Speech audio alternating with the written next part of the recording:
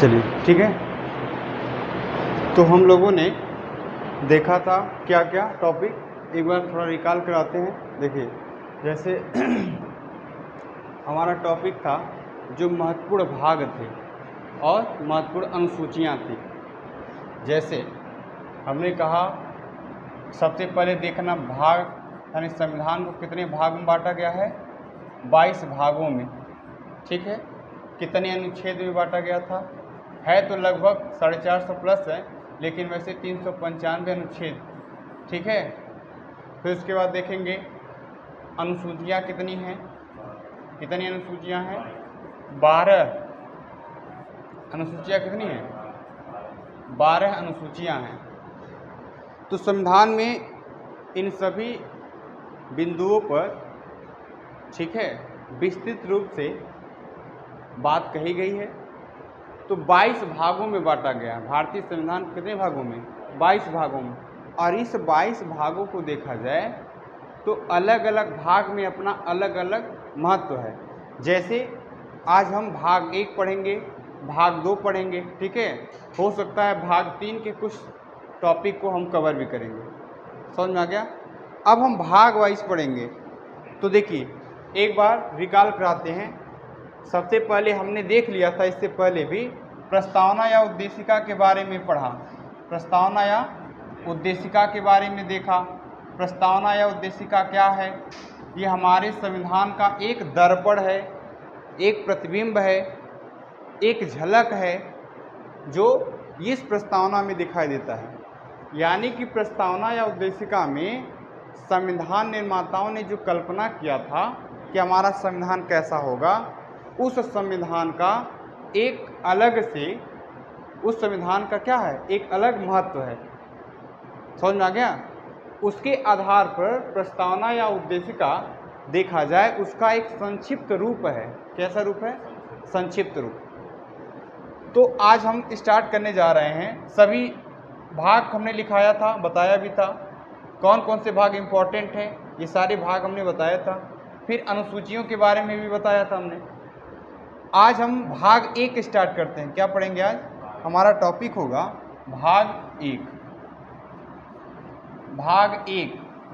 अब देखिए भाग 1 में क्या है, भाग 1 क्या है, तो एक बार थोड़ा सा ओवरव्यू दे देते हैं। भाग 1 में, भाग 1 में क्या है, संघ एवं उसके राज्य क्षेत्र, संघ एवं उसके राज्य क्षेत्र की बात करता है। फिर उसके बाद भाग 2 में देखेंगे, भाग 2, ये भाग 2 क्या है, नागरिकता है। क्या है, नागरिकता है। भाग 3 में देखेंगे यह मूल अधिकार, मूल अधिकार। तो आज हमारा ऐसे ही क्रम होगा पढ़ने का। तो पहला हमारा भाग 1 है संघ एवं उसके राज्य क्षेत्र। हेडिंग बनाइए और लिखते रहिए, संघ एवं उसके राज्य क्षेत्र। भाग 1 में है संघ एवं उसके राज्य क्षेत्र। और यह भाग अनुच्छेद 1 से लेकर के अनुच्छेद 4 तक की बात करता है। अनुच्छेद 1 से लेकर के, अनुच्छेद 1 से लेकर 4 तक। भाग 1 में क्या क्या बात कही गई है, तो देखिए भाग 1 क्या है। पहला भाग 1 में अनुच्छेद 1 क्या कहता है, अनुच्छेद 1 क्या है, यानी कि भाग 1 संघ। ठीक है, यही अनुच्छेद क्या है, भारत राज्यों का क्षेत्र होगा, भारत राज्यों का संघ होगा। क्या होगा, भारत राज्यों का संघ होगा। यह आर्टिकल 1 में बात कही गई है, अनुच्छेद 1 में कहा गया। इसका क्या मतलब है, अगर हम कहें भारत राज्यों का संघ होगा, इसका मतलब क्या है, भारत में जितने राज्य हैं उन सबको मिला करके एक संघ का निर्माण होगा। समझ में आ गया। अब यहाँ ध्यान देने की बात है कि जो भारत में राज्य हैं, ध्यान दीजिए, लिखने से पहले समझिए, भारत में राज्य जो हैं वह पूरी तरह से संघ से अलग नहीं हो सकते हैं, स्वतंत्र नहीं हो सकते हैं। वो संघ के अधीन रहेंगे और संघ के अनुरूप कार्य करेंगे। जैसा संघ का यानी केंद्र सरकार जैसा गाइडलाइन करेगी, राज्य सरकार को ऐसा काम करेगी। लेकिन यही हम अमेरिकी संविधान में देखेंगे तो अमेरिका में 50 राज्य हैं। कितने राज्य?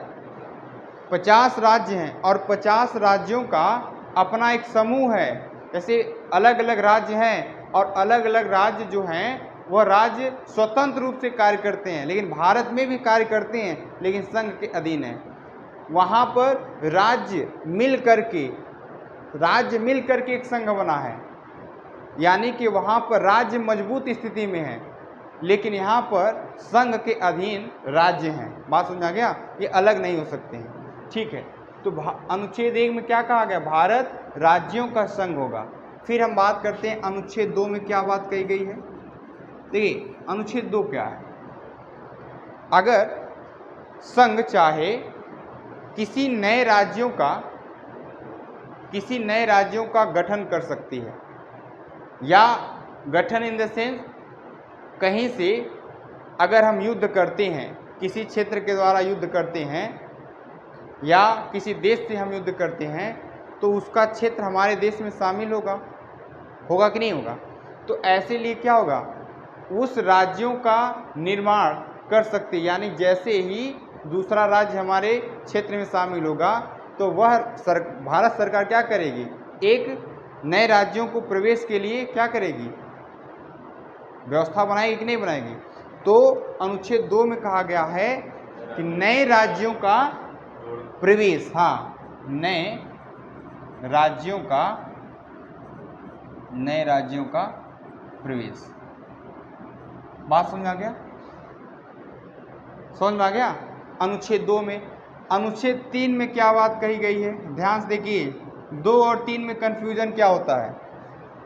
नए राज्यों का गठन, और ये किसके द्वारा? ये नए राज्यों का प्रवेश या गठन हम कर सकते हैं किसी भी क्षेत्र से। अगर बाहरी क्षेत्र है वो भारत में शामिल हो जाता है तो भारत सरकार क्या करेगी? एक नया राज्य बना देगी, घोषणा कर देगी।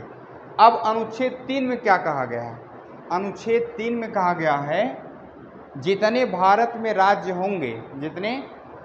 राज्य होंगे उन राज्यों के कुछ क्षेत्र को मिलाकर के एक नया राज्य बना सकती है। फिर बड़ा भाग है, बड़ा क्षेत्र है, उस क्षेत्र को काट सकती है, छोटा कर सकती है, बढ़ा सकती है। बात समझ आ गया? इसमें नए राज्यों का गठन होगा, लेकिन इसमें क्या होगा? जो राज्य बने हैं उससे छोटा भाग, बड़ा भाग बना करके एक और नया राज्य बना सकती है, बस भाग वहाँ। तो अनुच्छेद 3 में बात करेंगे, ऐसा है, लिखते रहिए। अनुच्छेद भाग 1 संघ एवं उसके राज्य क्षेत्र, अनुच्छेद 1 से 4 तक। अब अनुच्छेद 1 में भारत राज्यों का संघ होगा। भारत राज्यों का संघ होगा।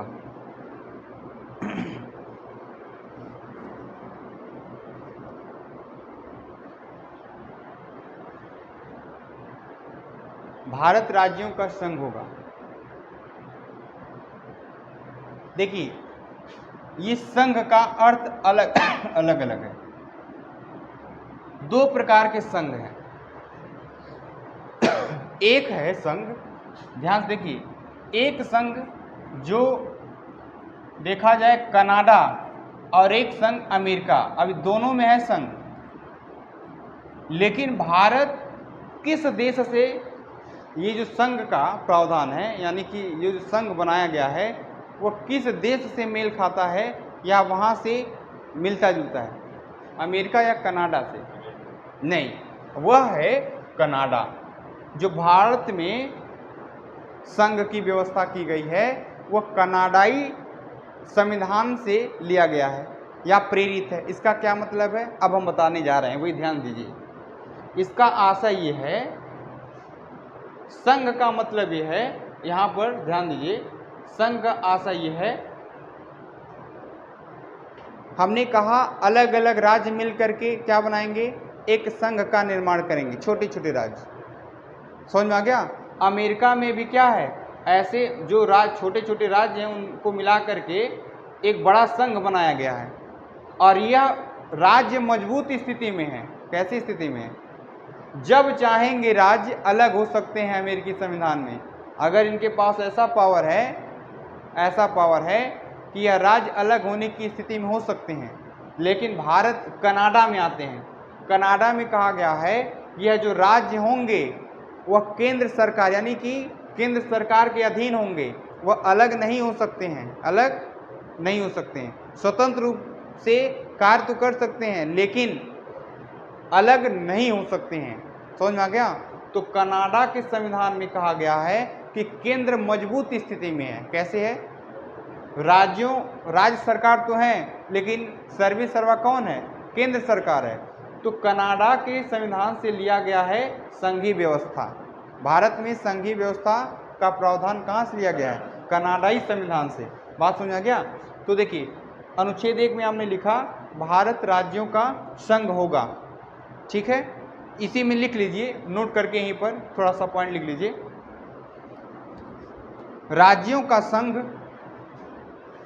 का संघ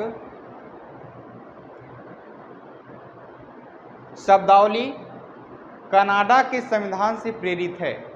राज्यों का संघ शब्दावली कनाडा के संविधान से प्रेरित है।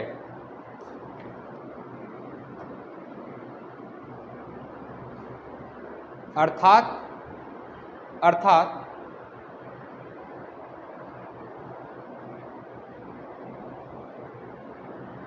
राज्य, पहला पॉइंट, अर्थात राज्य और उसके राज्य क्षेत्र, राज्य और उसके राज्य क्षेत्र। तो राज्य कितने हैं? ब्रैकेट में लिख दिया 28 राज्य, ठीक है।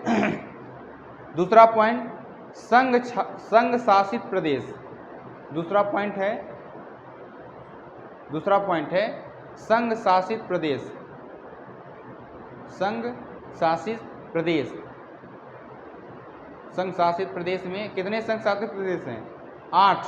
यूनियन टेरिटरीज कितनी है? 8 है। संघ शासित प्रदेश हो गया। तीसरा पॉइंट लिख लीजिए अर्जित क्षेत्र। तीसरा पॉइंट है अर्जित क्षेत्र। तो अभी आपको क्या समझ में आया? राज्यों का संघ, किसका संघ? राज्यों का संघ। तो संघ का निर्माण कहाँ से हो रहा है? देखिए, यानी कि देखा जाए राज्य से, यानी राज्यों का अपना है, और केंद्र शासित प्रदेश यानी कि यूटी से मिल करके अकेले संघ में केंद्र सरकार बस नहीं है। संघ का मतलब यह है राज्य, केंद्र शासित प्रदेश। और अगर हम अर्जित क्षेत्र का मतलब क्या है? अर्जित क्षेत्र का क्या आशय है? अगर हमने किसी क्षेत्र को युद्ध के द्वारा जीत हासिल किया तो वह अपने देश में शामिल हो जाएगा। वह अभी किस में शामिल होगा? राज्यों के संघ में। बात समझ आ गया। तो संघ में ये बात कही गई है। तो इसीलिए कहा गया है कि भारत राज्यों का संघ है। कैसा है? राज्यों का संघ है। संघ में राज्य भी शामिल है, केंद्र शासित प्रदेश भी शामिल है, और अगर हम कोई क्षेत्र जीत हासिल करते हैं, जीतते हैं, वह भी भारत के राज्यों के संघ में शामिल होगा। बात समझ में आ गया। चलिए अनुच्छेद 1 भारत राज्यों का संघ होगा, ये चल रहा था। फिर इसी में लिखिए पॉइंट करके, भारतीय संघ पूर्ण संघात्मक नहीं है। भारतीय संघ पूर्ण संघात्मक नहीं है। भारतीय संघ पूर्ण संघात्मक नहीं है, अपितु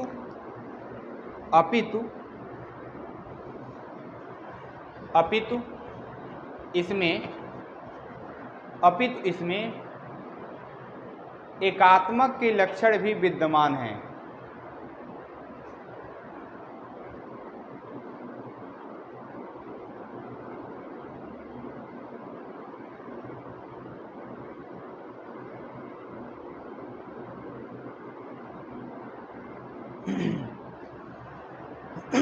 बात समझ में आया? अब देखिए, हमने बताया था 3 सूचियां हैं। एक होती है संघ सूची। कौन सी सूची? संघ सूची। बस लिखाएंगे नहीं, समझा दे रहे हैं। एक होती है राज्य सूची और एक होती है समवर्ती सूची। बस समझ जाइए थोड़ा सा। संघ सूची, राज्य सूची और समवर्ती सूची, यह 3 सूची हैं। जो संघ सूची है, संघ सूची पर या संघ सूची में अगर कोई कानून बनाएगा तो कौन बनाएगा? संघ सूची के विषय पर कानून बनाने का अधिकार किसके पास है? केंद्र सरकार के पास। किसके पास? केंद्र सरकार। अब आप बात करते हैं सर संघ सूची में क्या क्या आएगा, बस थोड़ा जान लीजिए। अभी लिखा, इसको हम समझा रहे हैं, ये पढ़ाएंगे बाद में, बस थोड़ा जान लीजिए। संघ सूची ऐसा सूची है जिस पर नियंत्रण केंद्र सरकार का होता है। किस पर? नियंत्रण से केंद्र सरकार का। यानी कि केंद्र सरकार जिस विषय पर कानून बनाती है, केंद्र सरकार जिस विषय पर कानून बनाती है उस विषय को हम संघ सूची में शामिल करते हैं। जैसे अगर हम बात करते हैं रेल विभाग, यानी कि रेल मंत्रालय, फिर हम डाक विभाग की बात करते हैं, फिर हम बात करते हैं एयरपोर्ट की बात करते हैं, यानी कि उड्डयन, इन सभी पर हम व्यापार की बात करते हैं, यानी कि हम ट्रेड जो मार्केट में देखते हैं, शेयर मार्केट, स्टॉक मार्केट, ये सब देखा जाता है, पूंजी बाजार, शेयर बाजार, इन सभी पर किसका अधिकार है? इस पर अधिकार है केंद्र सरकार का। कानून कौन बनाती है? केंद्र सरकार। तो ऐसे विषय को संघ सूची में कहा जाता है जिस पर नियंत्रण किसका होता है? केंद्र सरकार का। यानी कि केंद्र सरकार ही उस पर कानून बनाती है, उसको हम संघ सूची कहते हैं। राज्य सूची है तो ऐसा नहीं, देखिए ध्यान दीजिए, जिस विषय पर कानून बनाने का अधिकार संघ सूची को मिला है उस पर राज्य सूची कभी, यानी राज्य सरकार कानून नहीं बनाएगी। अगर जिस विषय पर राज्य को मिला है उस पर केंद्र सरकार कानून नहीं बनाएगी। अब बात आता है, हम कहें, प्रश्न आता है कि पुलिस संघ सूची का विषय है कि राज्य सूची का विषय है? बताएं। पुलिस किस सूची का विषय है? राज्य सूची का विषय है। अब देखिए, हमने कहा संघ सूची में केंद्र सरकार, राज्य सूची में देखिए, राज्य सूची में अगर हम कहेंगे शासन व्यवस्था कौन संचालित करती है? राज्य सरकारें करती हैं। अगर राज्यों में देखा जाए तो राज्य सूची, तो राज्य सरकार, हम बस ये बता रहे हैं जो जो विषय है सब लिखाएंगे। बस ये जानिए राज्यों पर, यानी राज्यों में जो अधिकार दिया गया है, राज्यों को अधिकार दिया गया है जिस विषय पर कानून बनाने का, तो राज्य सूची में। अब बात आती है समवर्ती सूची में, क्या है?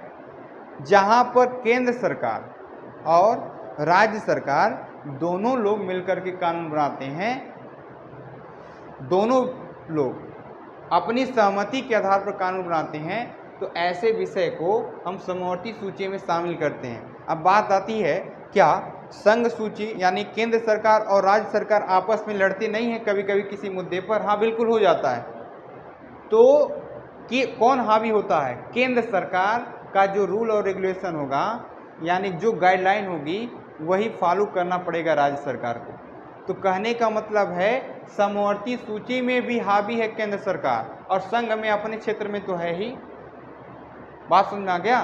तो संघ सूची पर अधिकार, यानी संघ सूची में जितने विषय होंगे वह कानून बनाने का अधिकार है केंद्र सरकार को। राज्य सूची में एक विषय पर राज्यों को, समवर्ती में दोनों को है, लेकिन हावी कौन होगा? ज़्यादा वेटेज किसका दिया जाएगा? संघ, केंद्र सरकार को, केंद्र सरकार को। ठीक है, तो हमने बता दिया। ठीक है, आगे लिखिए, क्या लिखे हैं, पॉइंट बताएं।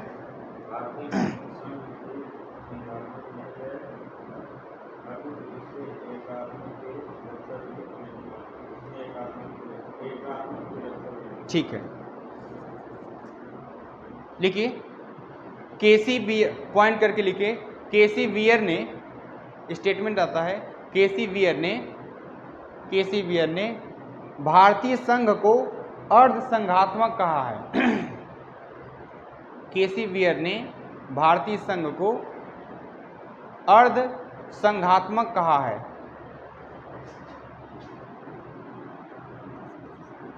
केसीवियर ने भारतीय संघ को अर्ध संघात्मक कहा है। इसका मतलब क्या है, थोड़ा जान लीजिए। अर्ध संघात्मक का मतलब क्या है, स्टेटमेंट पूछता है।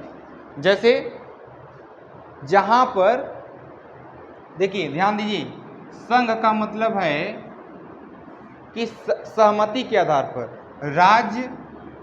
राज्यों की जो सहमति होगी, जिस आधार पर और केंद्र सरकार दोनों मिल करके काम करेंगे, तो वहां हम देखेंगे संघ का निर्माण होगा। अर्ध संघात्मक का मतलब क्या है?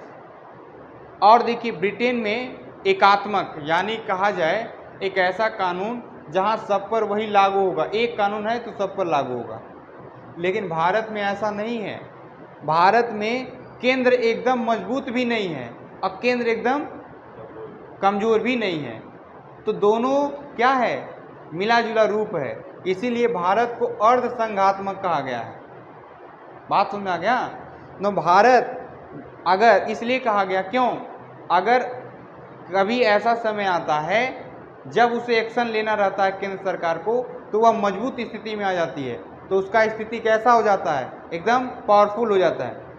लेकिन कभी कभी ऐसा मुद्दा आएगा तो वह आराम से किसी भी कार्य को लिबरल तरीके से कर सकती है। तो केसीवियर महोदय ने भारतीय संविधान को, ठीक है, इसके बारे में कहा है कि जो संघ है वो कैसा है, अर्ध संघात्मक है। आगे लिखिए।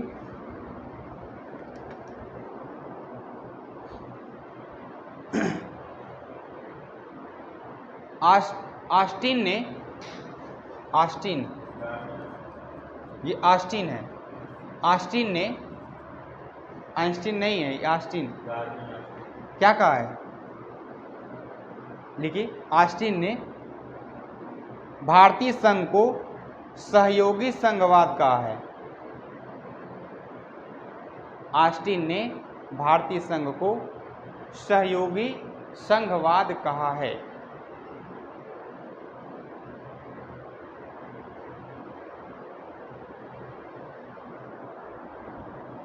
ठीक है, नेक्स्ट पॉइंट लिखें। एमबी पायली,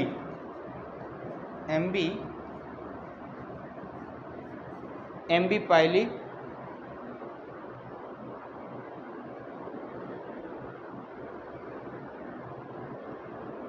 भारतीय संघ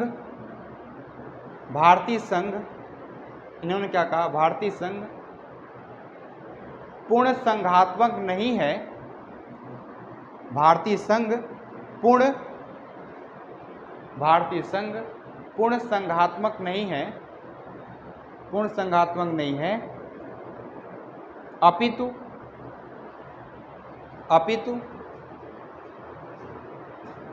शक्तियों का विभाजन,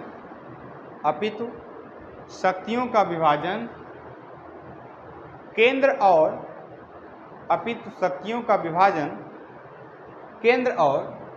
राज्यों के बीच है। अपितु शक्तियों का विभाजन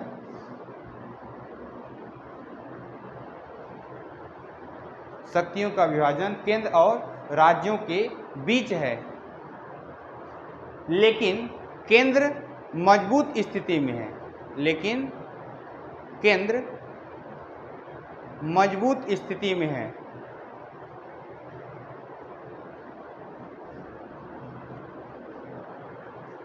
मजबूत स्थिति में है। तो संघ समझ में आया क्या है?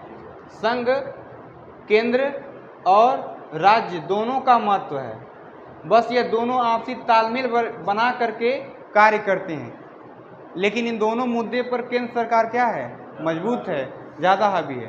तो संघ में केंद्र और राज्य सरकार दोनों का महत्व है। ठीक है, चलिए अनुच्छेद 2 संघ में नए राज्यों का प्रवेश। अनुच्छेद 2 क्या है? हाँ, संघ में नए राज्यों का प्रवेश।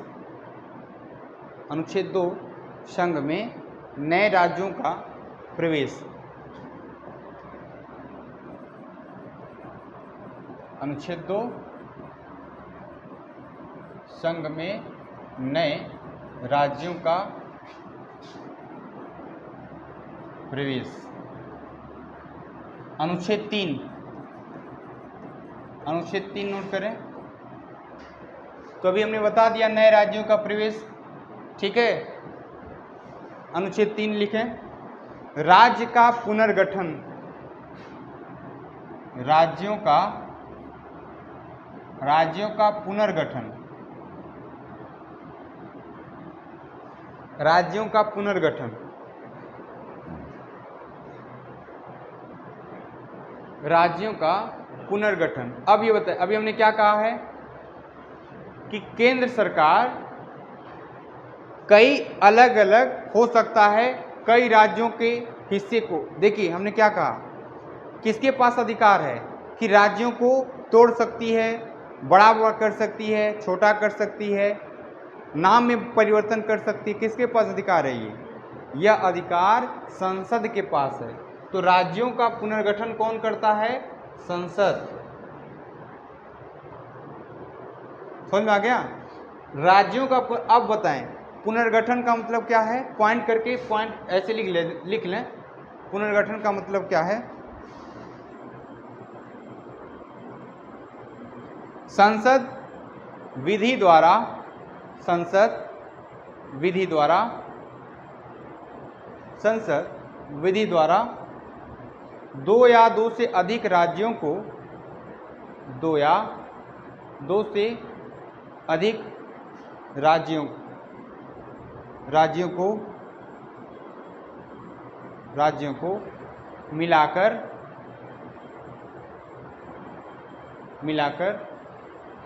एक बड़े राज्य की स्थापना कर सकती है, एक बड़े राज्य की स्थापना कर सकती है।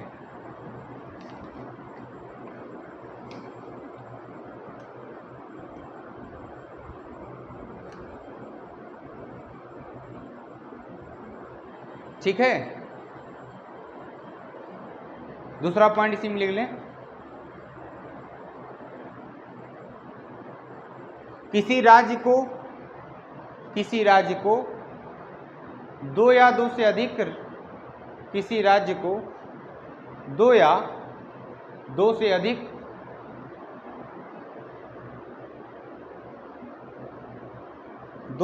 अधिक राज्यों में विभाजित कर सकती है, 2 या 2 से अधिक राज्यों में विभाजित कर सकती है। तीसरा पॉइंट,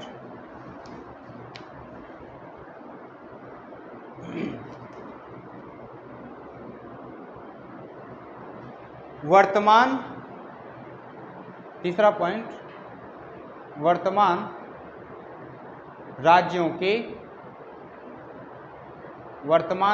के नाम क्षेत्र, नाम कामा क्षेत्र कामा सीमा में परिवर्तन कर सकती है, सीमा में परिवर्तन कर सकती है,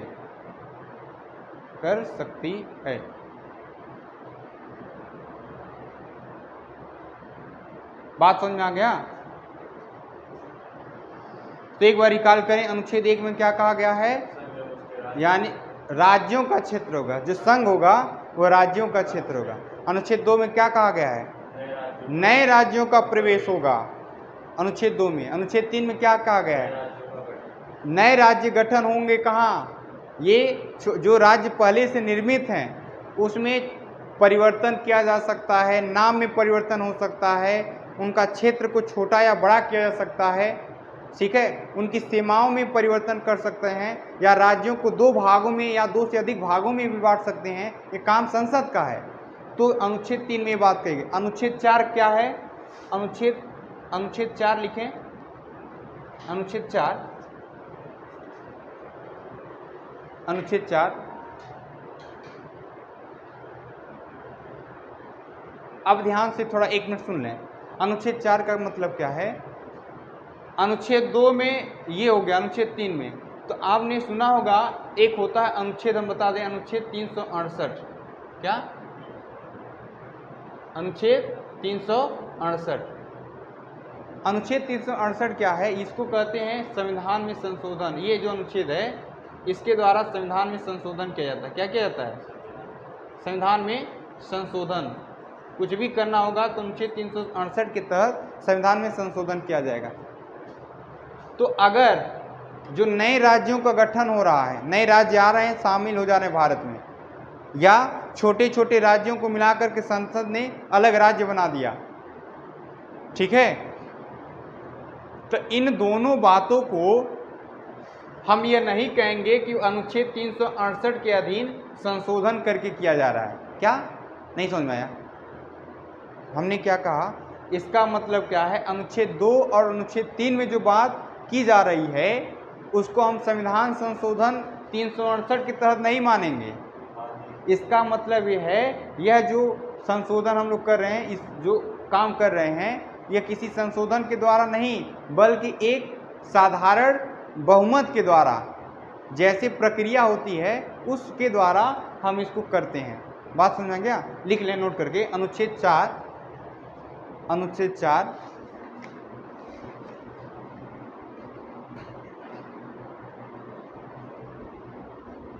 अनुच्छेद 4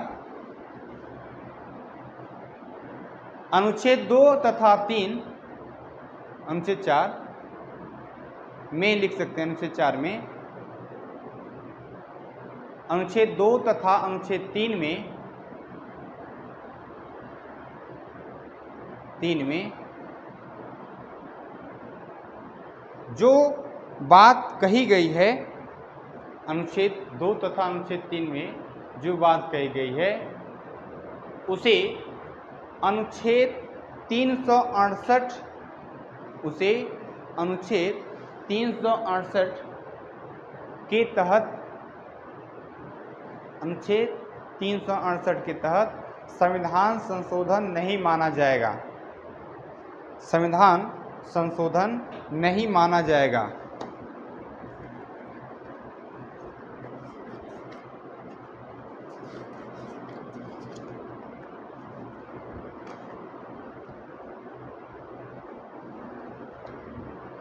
बात समझ में आ गया? संविधान संशोधन हम इसे नहीं मानेंगे। क्यों?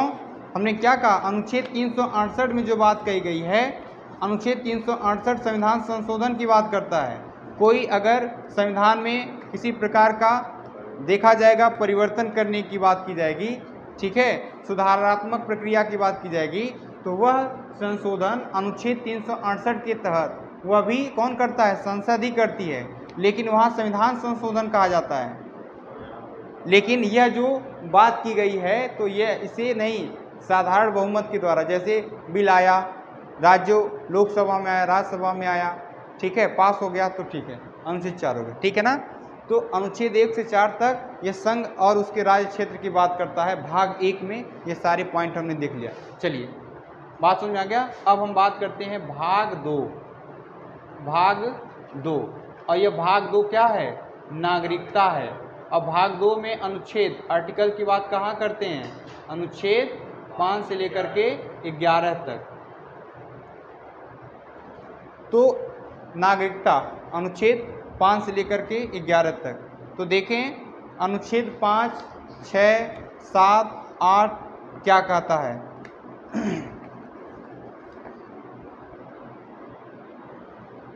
ठीक है ना। अब भारत का संविधान कब लागू हुआ है?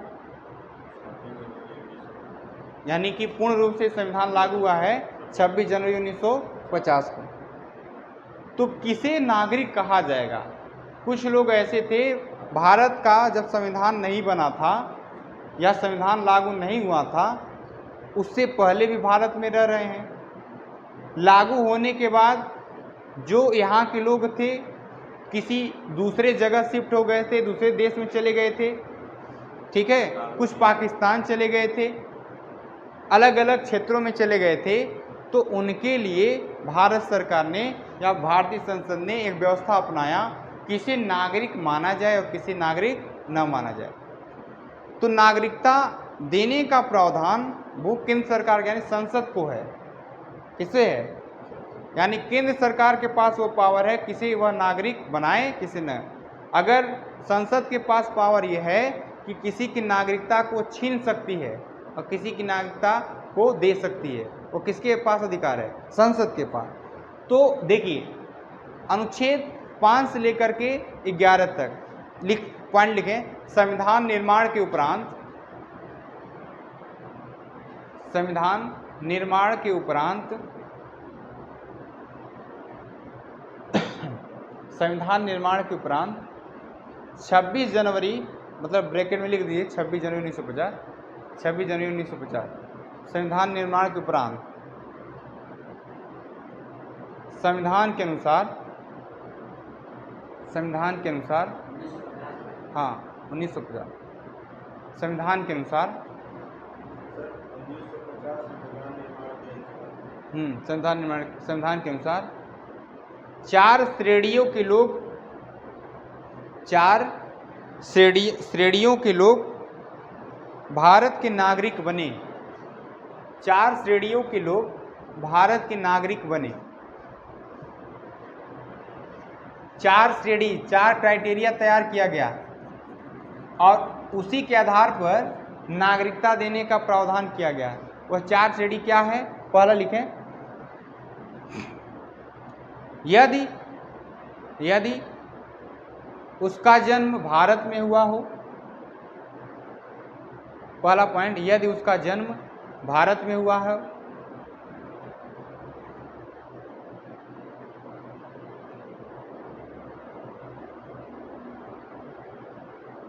ठीक है।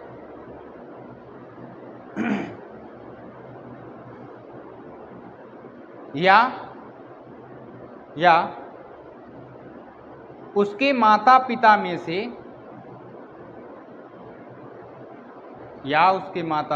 से किसी एक का जन्म भारत में हुआ हो।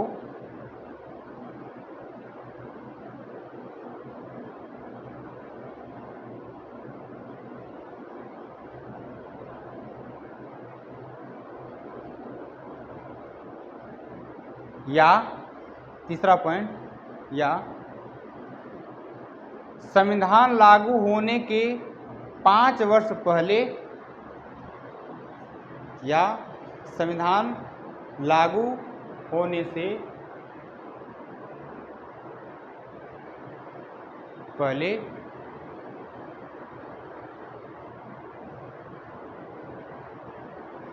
से भारत में रह रहा हो।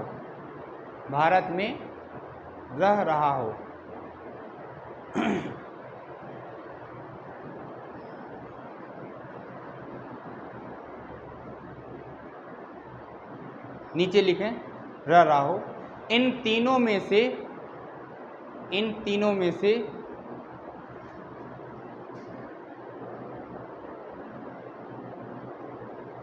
कोई एक शर्त पूरी करता हो,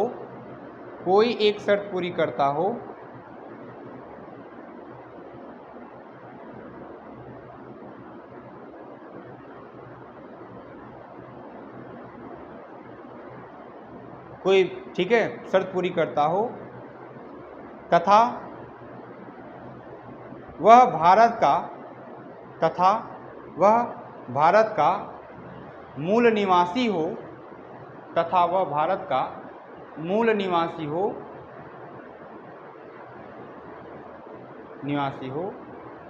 भारत की नागरिकता को ग्रहण कर सकता है।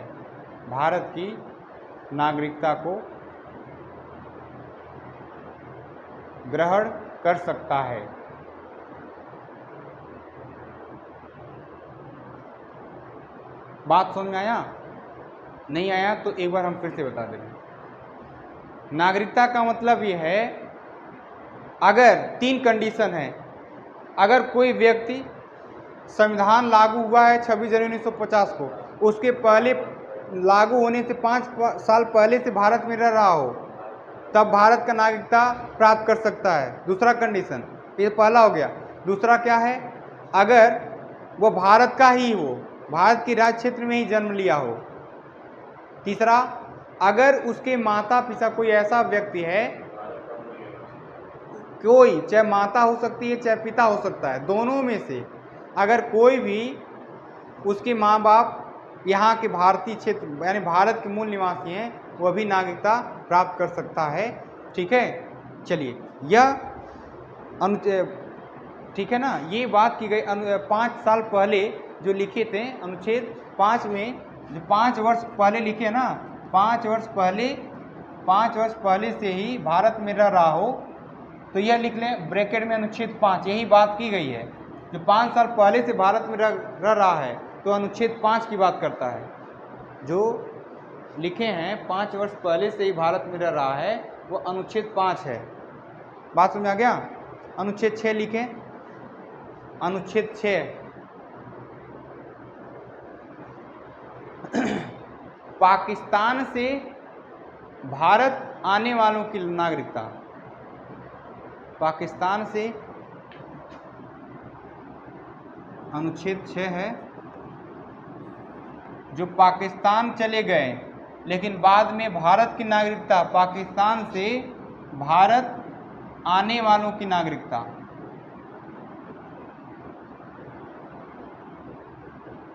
यह किसमें है? अनुच्छेद 6 में। अब यह भी तो हो सकता है जो भारत से पाकिस्तान चले गए हों फिर भारत की नागरिकता ग्रहण करना चाहते हैं। भारत से पाकिस्तान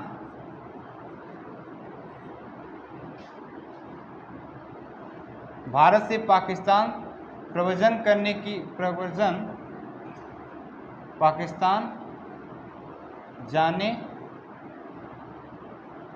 वालों की नागरिकता। ठीक है, अनुच्छेद 7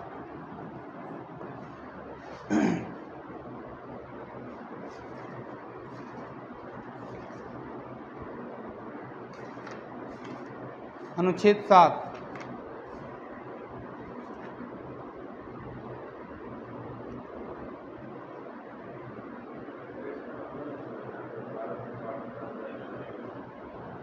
सॉरी ये 8 है ना, हाँ ठीक। अरे भाई जैसे जब देश का बंटवारा हो गया, यहाँ से लोग चले गए पाकिस्तान चले गए, उसके बाद पाकिस्तान से चले गए तो फिर वो चाहते हैं भारत में नागरिकता लेना, तो वह अनुच्छेद 6 में बात की है पाकिस्तान से भारत आने वाले लोगों की नागरिकता। अनुच्छेद 7 में देश का बंटवारा हो गया, लोग इधर उधर चले गए, बंटवारे से पहले भी बहुत दूर थे, भारत से पाकिस्तान यानी भारत में पहले रह रहे थे, वो चले गए पाकिस्तान में, तो वह लोग क्या समझ में आ गया? तो वो अब आना चाहते हैं तो उनकी भी नागरिकता, भारत से यानी पाकिस्तान से भारत आने वाले लोगों की नागरिकता, ये भारत से पाकिस्तान, ठीक है ना, जाने वाले लोगों की नागरिकता। भाग 8 लिखें,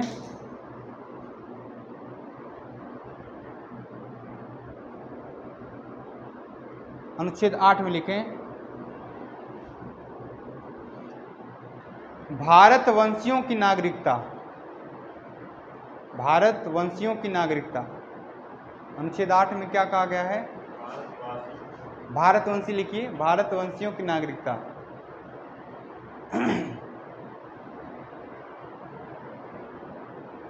ये नहीं समझ में आ रहा है ना, तो भी समझा दे। भारतवंशी का मतलब यह है कि जो लोग भारत में रहते थे पहले, अब वो कहीं बहुत विदेशों में चले गए, रह रहे हैं, अगर उनके लड़के या वह खुद नागरिकता लेना चाहते हैं, यहाँ से लोग चले गए किसी दूसरे देश में अपना नागरिकता ग्रहण कर लिया, तो मूल निवासी कहाँ के रहे हैं? भारत के, तो कहा जाएगा ना भारत का ये वंश है। भारतवंशी का मतलब क्या है? भारत के ऐसे लोग भारत में रहते थे, वो दूसरे देश में चले गए और वह पुनः क्या करना चाहते हैं? नागरिकता लेना चाहते हैं, तो उन लोगों के लिए यह नागरिकता, भारतवंशियों की नागरिकता। ठीक है, चलिए भारतवंशियों की नागरिकता हो गई। इसमें कुछ लिखना चाहते हैं तो लिख सकते हैं, लिख लें पॉइंट करके। भारतीय मूल का कोई भी व्यक्ति, भारतीय मूल का कोई भी व्यक्ति, भारतीय मूल वंश का कोई भी व्यक्ति जो विदेश में रह रहा है, वो जो विदेशों में रह रहा हो,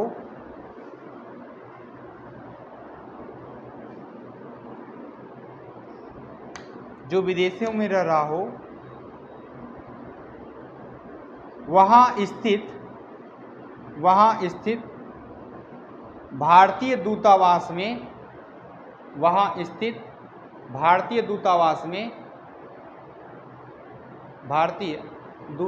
में नागरिकता के लिए आवेदन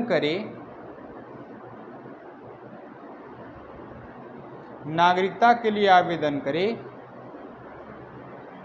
उसे पंजीकरण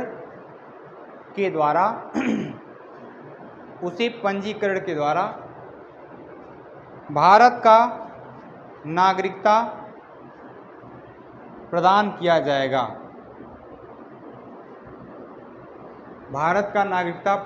जाएगा।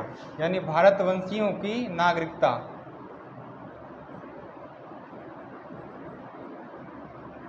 ठीक है। भाग 9 अनुच्छेद 9 लिखिए।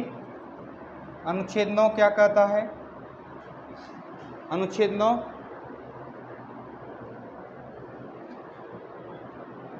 नागरिकता की समाप्ति।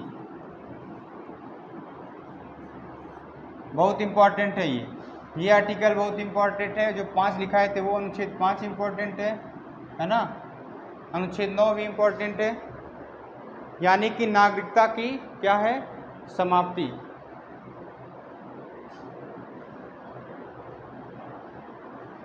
नागरिकता की समाप्ति अनुच्छेद 9 में। इसका मतलब क्या है? अगर कोई व्यक्ति भारत का नागरिकता प्राप्त है उसे, कोई भी व्यक्ति, ठीक है, जो भारत का नागरिक है, अगर वह किसी दूसरे देश की नागरिकता ग्रहण कर लेता है, किसी दूसरे देश की नागरिकता ग्रहण करता है, तो उसकी नागरिकता स्वतः ही समाप्त मानी जाएगी। कहने का मतलब है, अगर भारत का किसी ने नागरिकता ग्रहण किया है, किसी दूसरे देश का नागरिकता ग्रहण करता है, तुरंत ही वह समाप्त हो जाएगा। अनुच्छेद 9 में नागरिकता की समाप्ति। बात समझ में आ गया? चलिए अनुच्छेद 10 लिख लिए।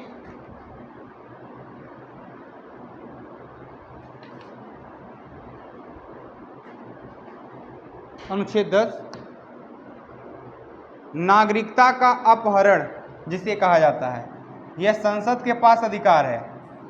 नागरिकता का अपहरण करती है, नागरिकता का अपहरण।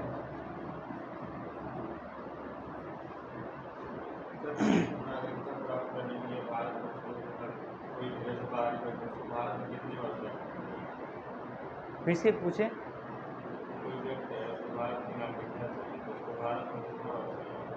देखिए अलग अलग कंडीशन है। अगर वो पाकिस्तान का निवासी रहा है, ठीक है, तो कम से कम यह मान करके चलिए, अगर कोई व्यक्ति जो 5 वर्ष तक लगातार भारत में रहता हो, जाए ही न, और उसके बाद वह पंजीकरण करता है भारत सरकार के पास, रिक्वेस्ट करता है कि हमें अब भारत का नागरिक बना दिया जाए, तो एप्लीकेशन देगा। अगर भारत सरकार ने उसे जांच करने के उपरांत सही पाया कि हाँ यह व्यक्ति भारत की नागरिकता ग्रहण करने के लायक है, तो भारत सरकार इस पर विचार करेगी। विचार करने के बाद उसके ऊपर डिपेंडेंट है ना, तो उसे देगी या नहीं देगी भारत सरकार जानती है। अनुच्छेद 10 में नागरिकता का अपहरण क्या है? कौन छीन सकता है? हाँ, यानी संसद के पास वो अधिकार। नोट करें, अनुच्छेद 10 में लिखें,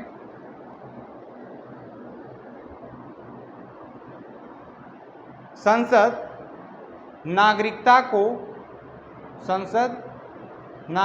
को छीन सकती है। 160 में लिखा रहे हैं लाइन, संसद नागरिकता को क्या कर सकती है? छीन सकती है। क्यों छीन इसलिए सकती है क्योंकि अगर मान लीजिए पता चलता है भारत सरकार के आप भारत के नागरिक हैं और लेकिन दूसरे देश के लिए काम कर रहे हैं, विदेशों के लिए काम करते रहते हैं, भारत की नागरिकता ग्रहण किए दूसरे देशों के लिए, ठीक है, तो वह अधिकार संसद के पास है, नागरिकता का अपहरण कर लेगी, छीन लेगी, समाप्त कर देगी। अनुच्छेद 11 लिखें,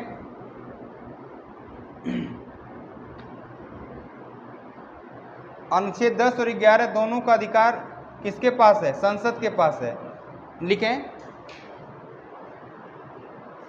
संसद हाँ, अनुच्छेद 11 में लिखें संसद नागरिकता संबंधी प्रावधान में संशोधन कर सकती है।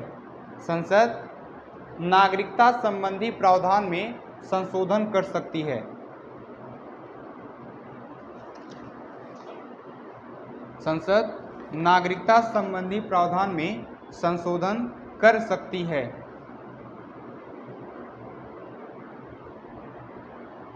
नागरिकता संबंधी प्रावधान में संशोधन कर सकती है। अब हेडिंग डालें, एक नया हेडिंग है नागरिकता संबंधी प्रावधान पूछता है। नागरिकता संशोधन अधिनियम 1955।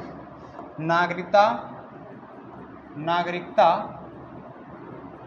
संशोधन अधिनियम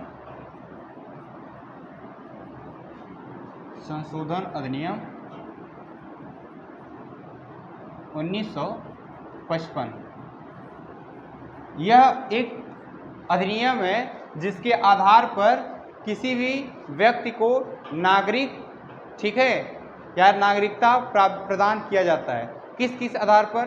5 कंडीशन है। पहला कंडीशन लिखें, नागरिकता संशोधन अधिनियम 1955।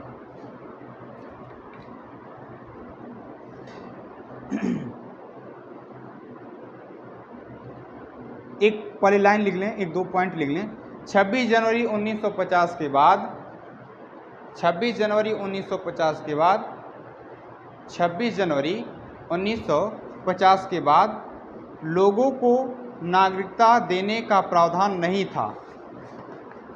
26 जनवरी 1950 के बाद लोगों को नागरिकता देने का प्रावधान नहीं था।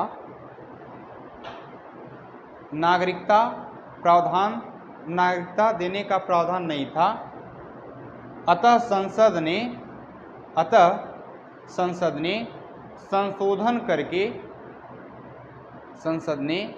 संशोधन करके निम्न 5 आधार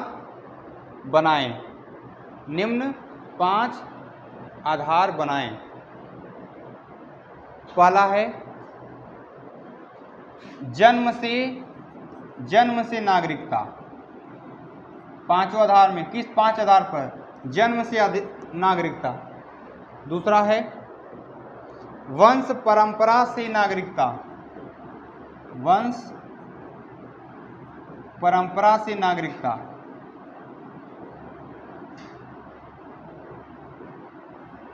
तीसरा है, पहला है जन्म से नागरिकता, दूसरा है वंश परंपरा से नागरिकता, पंजीकरण से नागरिकता, तीसरा है पंजीकरण के द्वारा नागरिकता हम ग्रहण कर सकते हैं। पंजीकरण के द्वारा नागरिकता। चौथा है देशीकरण से नागरिकता।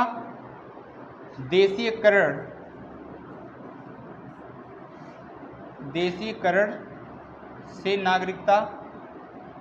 और 5वां है अर्जित भूभाग के द्वारा नागरिकता। अर्जित भूभाग के द्वारा नागरिकता। यही 5 क्राइटेरिया बनाया गया है। इस आधार पर किसी को नागरिक बनाया जा सकता है। देखिए, जन्म से नागरिकता का मतलब क्या है? ऐसा व्यक्ति जो जन्म से ही भारत में, यानी कि वह व्यक्ति जो जन्म लिया है भारत में, ये कंडीशन बताया गया है। फिर वंश परंपरा के आधार पर भी उन्हें बताया है। मान लीजिए यहाँ के वंशज अभी जैसे भारत में पहले मूल निवासी रहे हों और विदेशों में जाकर रह रहे हैं, तो वहाँ के व्यक्ति चाहेंगे तो भारत की नागरिकता ले सकते हैं।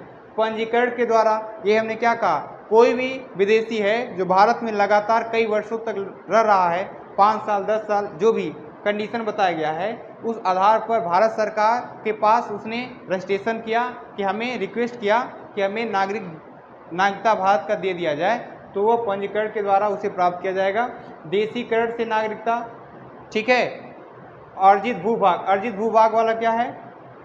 अगर हम किसी भी क्षेत्र में, यानी कि जैसे चाइना पाकिस्तान से अगर हम किसी क्षेत्र में लड़ाई लड़ते हैं, युद्ध, और वह क्षेत्र हमारे देश में शामिल होता है, तो वहाँ के नागरिक ऑटोमेटिक, यानी कि जैसे हम उस क्षेत्र पर अधिकार जमाएंगे, वहाँ के लोग स्वतः ही भारत के नागरिक कहे जाने लगेंगे। तो अर्जित भूभाग के द्वारा कोई क्षेत्र हमने अगर ग्रहण किया, एक्सेप्ट किया, तो वह वहाँ के लोग भारत के नागरिक अपने आप हो जाएंगे। ठीक है, ये क्या हो गया, पूरा प्रावधान हमने बता दिया। वंश परंपरा का मतलब क्या है, भारत के लोग रहे, भारतवंशी अभी क्या होता है, भरतवंशी वही हैं, भारतवंशी यहाँ के लोग हैं, यहीं रहते थे। संविधान लागू होने से पहले या उससे बहुत पहले लोग यहाँ छोड़ करके किसी दूसरे देश की नागरिकता ग्रहण कर लिए। अगर वहाँ के लिए हैं, उनके पास ऑप्शन है कि वह यहाँ की नागरिकता ग्रहण कर सकते हैं, वहाँ यहाँ की नागरिकता ग्रहण कर सकते हैं, लेकिन जब यहाँ की नागरिकता ग्रहण करेंगे तो अन्य देश की नागरिकता उनके पास नहीं रहेगी। एक, यानी कि भारत में अभी एक कार्ड है, बताएंगे, OCI, ठीक है, PIO, अब इसको मर्ज करके एक बना दिया गया है। वह अलग अलग क्षेत्रों में दिखाया जाता है, PIO कार्ड क्या होता है, OCI क्या होता है, ठीक है ना। तो लेकिन एक एकल नागरिकता का प्रावधान है भारत में। ऐसा नहीं है कि भारत का भी हो सकता है, अमेरिका का भी हो सकता है, अमेरिका कहीं और का भी हो सकता, नहीं, सिर्फ और सिर्फ भारत का नागरिकता का जिसने ग्रहण किया है, तो अन्य देश का जैसे ही ग्रहण करेगा तुरंत ही स्वतः समाप्त हो जाएगा। चलिए अब हेडिंग डालिए, भाग 1 हमने पूरा पढ़ लिया, भाग 2 हमने पूरा पढ़ लिया, भाग 3